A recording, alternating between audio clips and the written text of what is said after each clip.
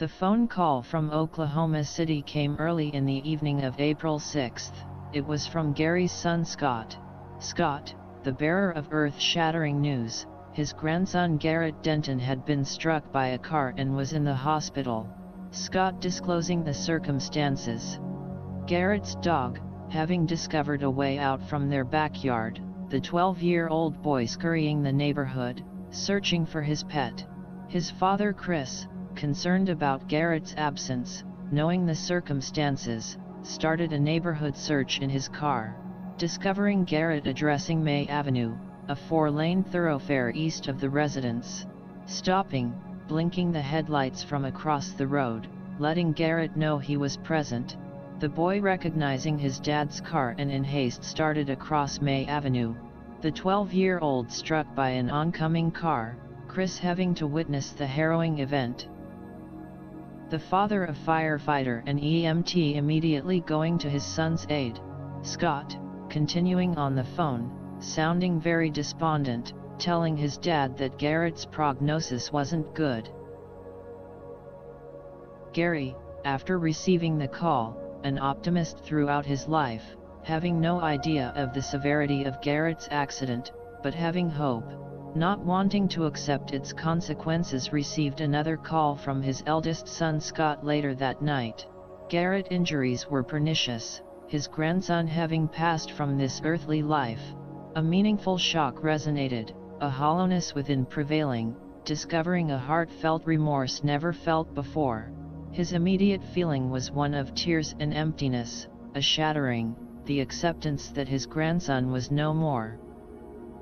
Gary's thoughts weighted to the countenance of Chris and Marlo, the effect of this tragedy on them and how it would converse their life. The elder Wilson immediately evoking plans for transportation to Oklahoma City, Gary understanding when his wife Fran decided to forego the solemn trip, and that his mother would accompany him.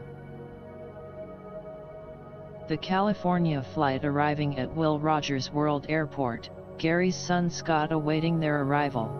Lana Norwicki, the mother of Gary's granddaughter Sarah, offering lodging for Gary and the great-grandmother Betty, the two finding a welcomed hospitality at Lana's residence. An arrival from Kansas of Robert and Sandra, Gary's two youngest, fulfilling the complement of Gary's children. Gary and his mother making their presence at the mortuary with Marlo to view Garrett, and later that night, the grandfather making a second journey to Garrett's temporary resting place with Robert and Sandra. This trip more emotional than the earlier one, secluded with Robert and Sandra, Gary displaying something that he had held within, openly expressing a meaningful outward expression of his emotion and the loss of his grandson. The departing services were scheduled at the First Southern Baptist Church on Sooner Road in Del City, Gary having attended services at this church once before with Chris, Marlo and his ex-wife Kate during a visit to Oklahoma City. The church, a magnificent structure seating over 1,000, their services with a string-led orchestration and choir and providing internet televised services every Sunday. Garrett's memorial service fulfilling a good portion of the church's capacity, Gary recognizing many acquaintances from years past, especially his longtime friend Jerry Willis and his wife Shirley.